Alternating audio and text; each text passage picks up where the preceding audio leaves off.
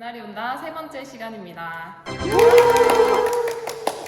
우리는 지난 시간에 기독교 역사관에 대해서 살펴보았습니다. 그래서 기독교 역사관에서 사람의 세 가지 역할, 역사가, 참여자, 그리고 전달자로서의 역할에 대해서 이야기해 보았는데요. 오늘은 이러한 역사적 역할을 직접 살아갔던 사람들의 이야기를 통해서 살펴보고자 합니다. 그래서 벌써부터 막 기대가 되는 것 같아요. 네. 그날을 살았던 그 사람들의 이야기를 각자 선생님들께서 해주시겠습니다.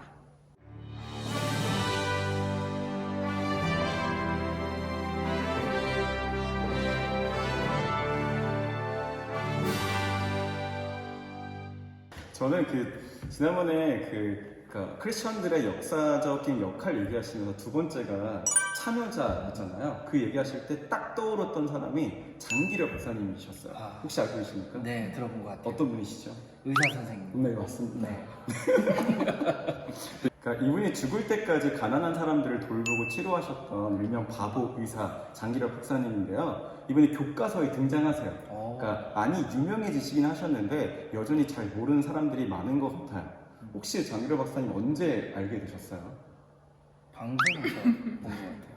저는 사실 예전에 조회 준비를 하면서 교감 선생님 통해서 그때 이렇게 직접적으로 자세히 알게 됐었거든요. 여러분들도 이번 기회에 한번 모르신 분들 검색하시고 좀 더 디테일한 부분들은 아셨으면 좋겠습니다. 장기려 박사님은 의사가 되기 전에 하나님 앞에 서원을 했대요. 그러니까 의사 시험을 보기 전이었는데 하나님, 제가 의사가 된다면 평생을 가난한 사람들을 위해서 살겠다. 그 사람들을 돌보고 치료하는 데 살겠다라고 했어요. 실제로 의사 시험을 통과했고 그 다음부터는 정말 가난하고 어려운 사람들이 있는 현장에만 가시게 됐거든요. 실제로 되게 크고 좋은 많은 병원에 스카웃이 들어오는데 다 거부하세요. 나는 정말 예수님처럼 낮은 곳으로 가겠다. 그래서 이분이 죽을 때까지 본인 소유의 집이 없으셨어요. 차도 없으셨고 그냥 병원 옥탑방에서 평생을 사셨고 죽을 때 1,000만 원 정도의 유산이 있었는데 그것마저도 아들한테 안 주고, 그러니까 본인을 도와줬던 그 간병인에게 줬을 정도로 굉장히 검소하시고 진짜 예수님 닮은 삶을 사셨던 분이라는 거죠. 제가 참여자로서 장기려 박사님을 소개하고 싶은 이유는 바로 지금 오늘을 하나님의 역사로 인정하고 최선으로 살아갔던 분이시기 때문인 거예요. 1950년에 남북전쟁이 터졌잖아요. 원래 북한에 계셨어요. 그래서 10식구와 함께 살았었는데 하루아침에 생 이별을 하게 된 거죠. 그러고 이제 아들 한 명이랑 같이 남한으로 내려오시게 되었는데 얼마나 슬펐겠어요. 얼마나 외로웠겠어요. 하루아침에 못 보게 된 상황이었으니까. 실제로 이분이 죽을 때까지 가족들의 얼굴을 보지 못하거든요. 평생을 그렇게 사셨는데 저 같았으면 갑자기 그런 상황이 일어났을 때 정말 난망했을 것 같아요. 그럼 어때요? 갑자기 가족들을 못 본다면, 상상할 수 없어요. 사랑하는 딸들을 못 본다면, 안 돼요. 사랑하는 자녀를 못 본다면, 사랑하는 애인이냐? 그런데 장기려 박사님 눈에는 아픈 환자가 눈에 들어오기 시작하는 거예요. 전쟁 때문에 힘든 환자들이 눈에 들어오기 시작했고 유엔에게 대형 천막을 3개 빌려서 복음 진료소라는 임시 병원을 세우게 되거든요. 그렇게 내가 지금 무엇을 할 수 있을까? 전쟁이라는 국가적 위기가 있고 또 가족과의 이별이라는 개인적 위기가 있는데 그것을 넘어서서 지금 내가 하나님 앞에서 어떤 삶으로 최선을 다해야 될까라고 고민하다가 선택한 삶은 그냥 의사로서 내가 할 수 있는 일을 내가 맨 처음 서원했던 대로 하나님께서 기뻐하신 일을 그냥 하자라는 거였거든요. 그렇게 평생을 살았던 모습을 통해서 이분이 참여자로서의 삶을 살았구나, 역사관을 가지고 살았구나 라는 생각을 하게 되었습니다. 이 외에도 굉장히 많은 훌륭한 일들을 하셨는데요. 그 부분은 여러분 이 책을 통해서 확인하시길 바라고요. 시간 관계상 저는 여기서 마무리하도록 하겠습니다. 다음은 제가 한번 해볼까요? 네, 제가 소개할 인물은요, 축구 선수입니다. 네, 축구 좋아하시죠? 혹시 손흥민? 아닙니다. 네. 힌트를 좀 드릴게요. 맞춰보세요. 레알 마드리드에 가레스 베일이라는 선수가 있어요. 이 선수가 한때 지금 제가 소개할 선수의 백업 멤버였어요. 대박이네요. 네. 전 답을 알고 있거든요. 혹시 네. 맞춰보세요. 월드컵 4강, 그리고 원정 월드컵 최초의 16강, 성실함과 모범의 대명사. 은퇴 이후에도 어떤 그 냉철하고 그 날카로운 안목으로 해설자로서도 이름을 날린 그분은 바로 초롱이 이영표 선수입니다. 이영표 선수는요, 사실은 원래는 기독교인이 아니었다고 해요. 친구를 통해서 학창 시절에 이제 믿음을 갖게 되었다고 합니다. 실제로 제가 대학교 1학년 때였는데요. 그때가 언제죠? 연도는 이제 맞추지 않는데 우리나라에서 월드컵이 있었어요. 그때 아마 여러분은 아마 세상에 없었겠죠. 네, 그때 겨울마다 제가 속한 선교단체에서 금식 수련회라는 걸 했어요. 제가 같은 또 선교단체였어요. 네, 그렇죠. 그래서 모여서 이제 금식 수련회를 하는데 갑자기 축구 선수 2명이 오는 거예요. 최태욱과 이영표 와서 이제 막 또 막 간증을 하는데 그때 어떤 학생이 질문했어요. 왜 당신은 왜 축구를 합니까? 그런데 한 2,000명 되는 그 대학생들 앞에서 당당하게 저는 하나님 때문에 축구를 합니다. 이러는 거예요. 멋있네요. 네, 너무 멋있었어요. 너무 멋있었는데 그래서 엄청난 호응을 받고 아, 저 사람은 정말 하나님을 잘 믿는 사람이구나 라고 이제 생각을 했었어요. 그런데 여기에 반전이 있습니다. 최근 그가 밝힌 내용을 보면은요, 국가대표가 돼서 돈을 많이 벌고 꿈을 이루면 내가 정말 행복할 것이다 라고 이제 생각을 했는데 계속된 이 성공에도 불구하고 행복하지 않은 자기 자신을 발견하게 된 거예요. 그러면서 본인 스스로 생각해 보기에 그때까지는 하나님이 나에게 예비하시고 나만이 할 수 있는 이 특별한 일, 그 능력을 가지고 또 이영표 선수에게는 축구였겠죠. 그것을 가지고 일을 하는 것이 나에게 사명이라고 생각을 했었는데 그런데 지금은 평범하게 아이를 기르고 그리고 축구 선수 할 때는 와이프가 설거지를 한 번도 안 시켰대요. 근데 은퇴한 다음 날부터 설거지를 시켰다고. 좋은 아내예요. 네, 설거지를 시켰다고 부러운 하더라고요. 아내예요. 그래서 그런 어떤 지극히 평범한 일상을 통해서 아, 나에게 주어진 이 일상에 최선을 다하는 삶이 결국에는 하나님을 위한 삶이구나 라는 것을 깨달았다고 합니다. 보통 이제 일반적으로 이영표 선수 정도의 업적이라면 충분히 아, 하나님이 나를 도와주셔서 내가 이렇게 큰 축구 선수가 되었고 그것 때문에 나는 뭐 복음을 더 많이 잘 전할 수 있게 되었습니다 라고 말하는 것이 사실은 일반적인 우리의 시각일 수 있는데요. 이영표 선수는 이렇게 이제 이야기하지 않고 그때의 나와 지금의 나가 하나님이 보시기에는 똑같은 삶이다라고 이제 깨닫게 된 것이죠. 우리가 지금까지 이제 기독교적 역사관에 대해서 공부를 계속 했었는데 기독교적 역사관 하면 뭔가 우리가 막 큰 일을 이뤄야 될 것만 같고 또 막 좋은 대학에 가거나 어떤 사회의 영향력 있는 포지션에 가야 될 것만 같은 뭔가 검색창에서 네, 이름을 검색했을 때 나와야 될 나왔으면 것만 하는, 같은 맞죠? 그런 어떤 부담감이 있는 것은 사실이에요. 그리고 누군가는 또 그런 포지션에 갈 수도 있겠죠. 하지만 제가 느낀 거는 우리 스스로가 우리의 마음속에서 어쩌면 큰 일과 작은 일을 구별하고 있지 않았을까. 근데 그 큰 일과 작은 일에 대한 구별이 하나님이 보시기에는 전혀 이제 상관이 없는 일이라는 것을 제가 좀 이영표 선수의 어떤 간증과 삶을 보면서 깨닫게 된 부분인 것 같습니다. 네, 현무쌤께서 말씀해 주신 것처럼 하나님의 역사는 큰 일을 통해서도 이루어지기도 하지만 작은 일을 통해서도 이루어지는 것 같다 이런 생각을 하게 되는 것 같아요. 승희쌤은 혹시? 저는 그 전달자라는 것들을 조금 집중해서 볼 수가 있었는데요. 우리가 태어나는 시기와 상황과 어떤 배경 같은 것들을 우리가 선택할 수는 없잖아요. 네. 그런데 하나님께서는 각자에게 정말로 필요한 때 필요한 그런 시대에 맞는 인물들을 이 시대 가운데 보내주시는구나 라는 것을 좀 깨달았던 계기가 있었는데요. 바로 유일한 박사님에 대해서 좀 얘기를 들으면서 많이 느끼게 되었던 것 같아요.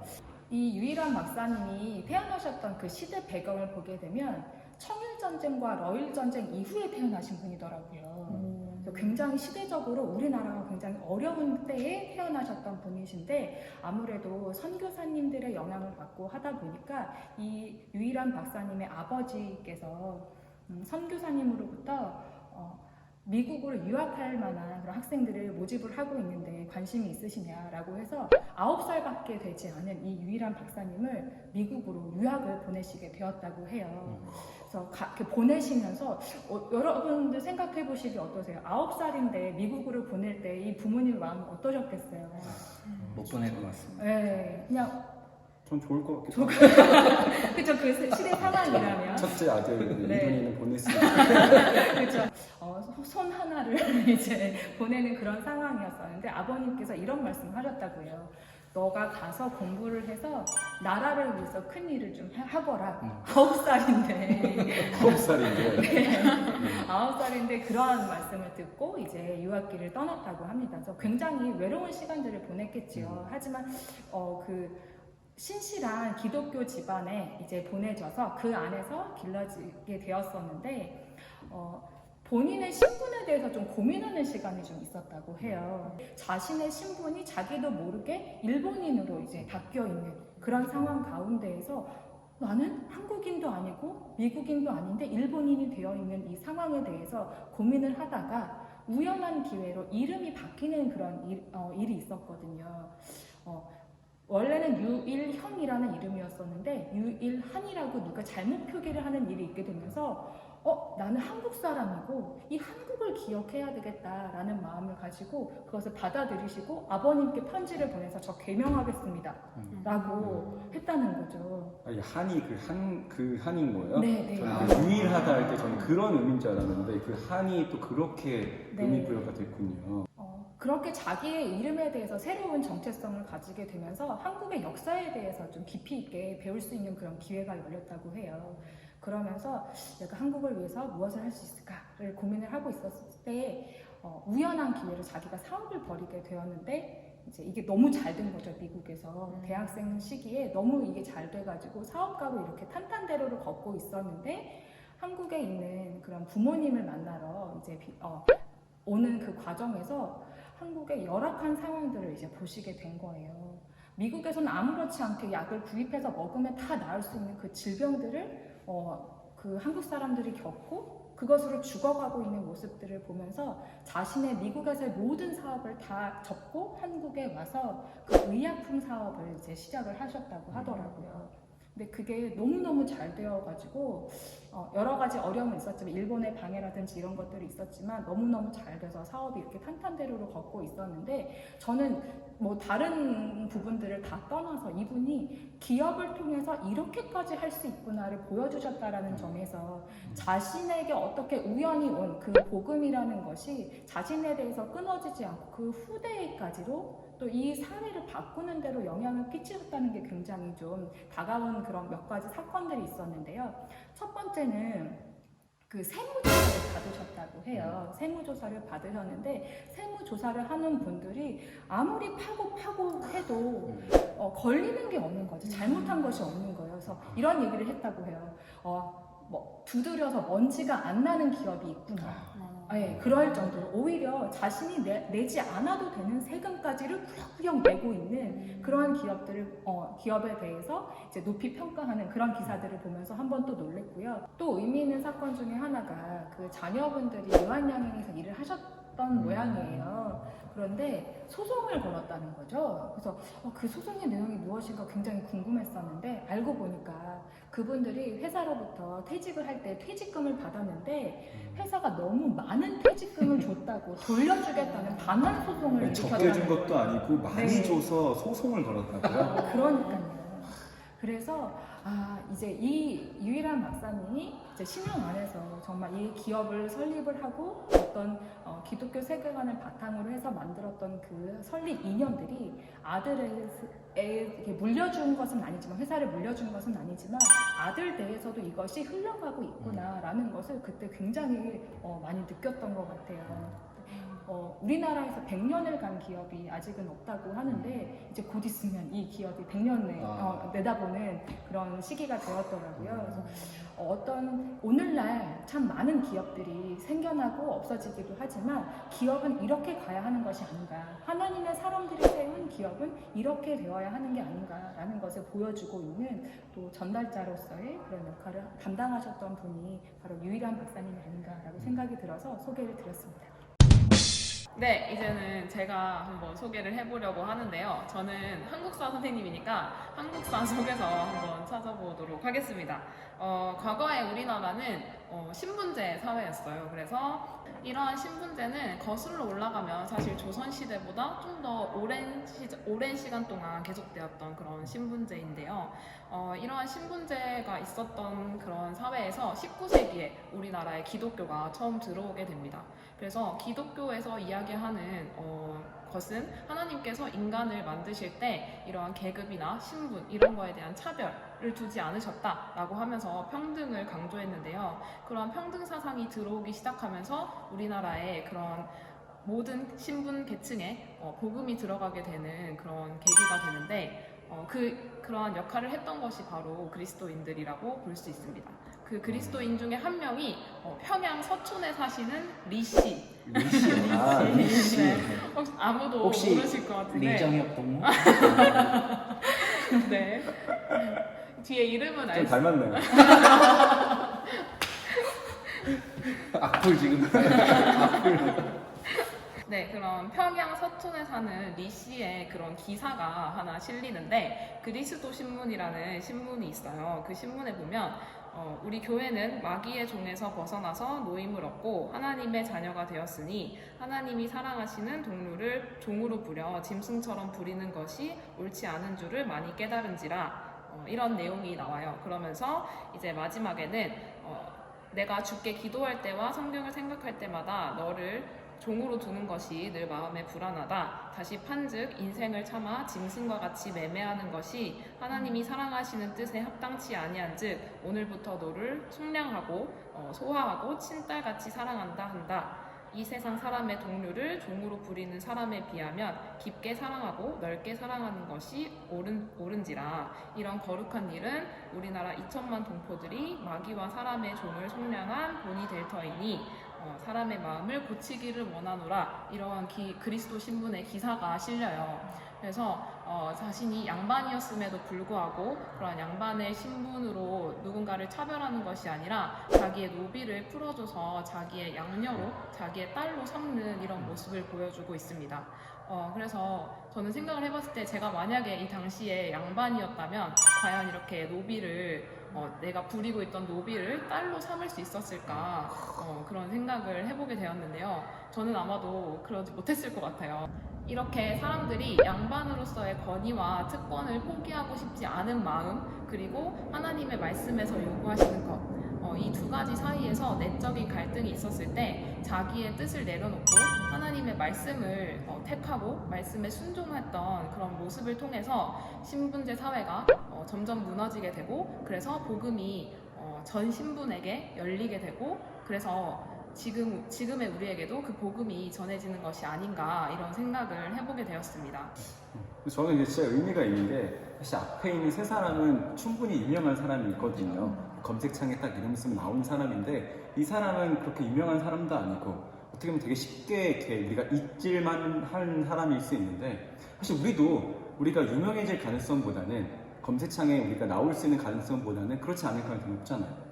근데 그것과 상관없이 내가 성공하겠다 안 하겠다 상관없이 주어진 상황과 신분과 역사 속에서 하나님의 말씀대로 살겠다라는 그런 삶을 산 거니까 오히려 이 케이스가 정말 우리에게 더 의미가 있지 않을까라는 생각도 드네요.